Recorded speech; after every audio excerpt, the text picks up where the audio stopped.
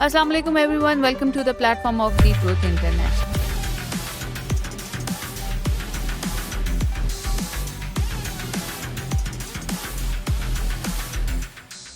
Iran और Israel की war हुई।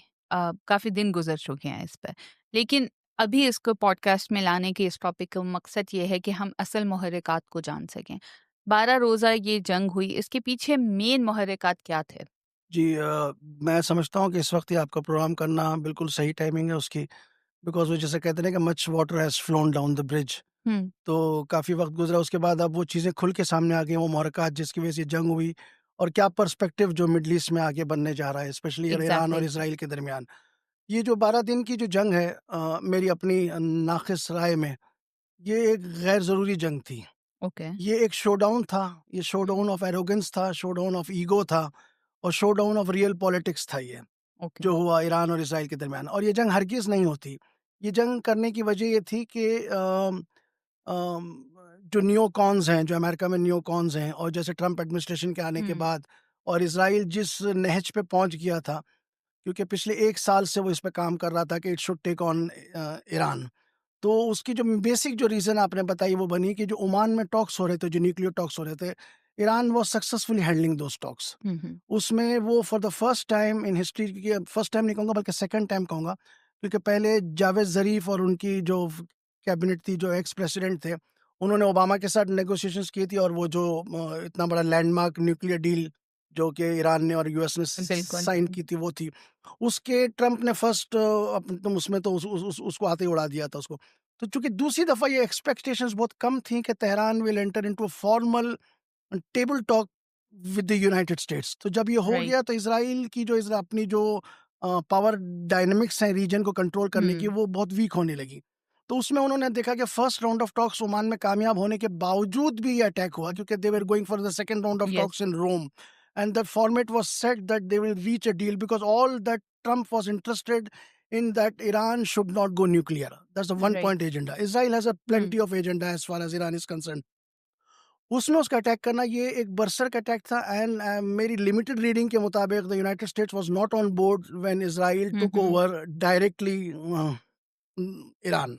ओके। तो ये जो पॉइंट था, ये बहरहाल ये 12 दिन की जंग जंग थी, जिसमें खुद इजराइल का जिस वक्त स्टेट बैंक कहता है कि it lost $6 billion in in $6 billion staggering in only the war. Much cost is just to be incurred on the जो लॉसेस हुए हैं। फॉर द फर्स्ट टाइम इस वॉर में इजराइल फेस द म्यूजिक के bombardment क्या होती है, yes. Israel face the music की कैजुअल्टीज़ क्या होती हैं, हुँ, इज़राइल फेस द म्यूज़िक के हॉस्पिटल्स का गिरना क्या होता है, और एक्सोडस क्या होता है। मैं राइट। तो ये कहता हूँ on a very light tone, अगर बेन गुरियन एयरपोर्ट खुला होता तो 60% ऑफ अमेरिकन इज़राइली पॉपुलेशन जो है ना, वो हुँ, ऑस्ट्रेलिया और अमेरिका में बैठी होती। बिल्कुल ऐसा ही होता। लेकिन ईरान ने इसराइल को एक कॉन्फिडेंस के साथ जो है जवाब दिया। क्या आपके ख़्याल में ईरान कामयाब रहा इस जवाब में?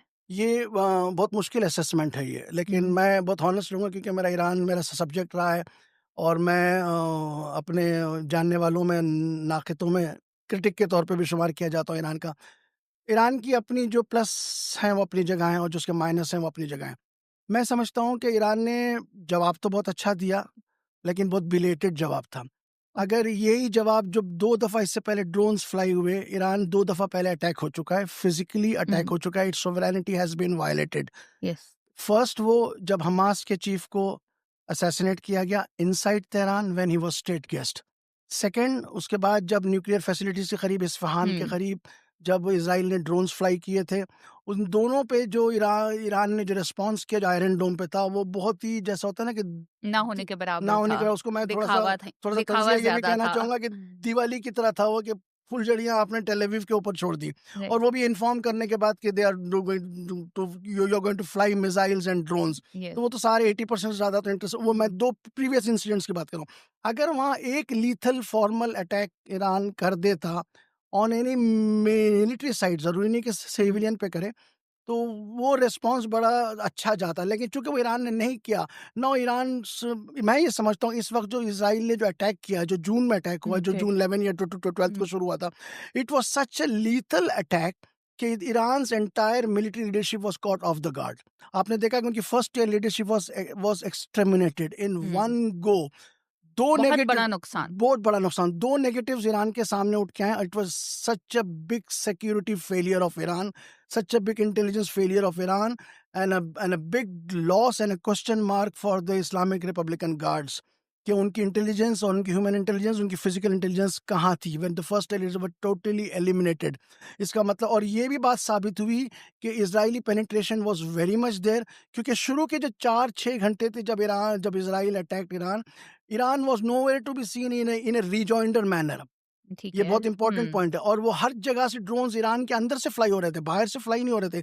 इसका मतलब है कि इंट्रूजन और उनकी पेनिट्रेशन इज़राइली ज़ायंस की इतनी ज़्यादा थी, which is a question mark for the present leadership.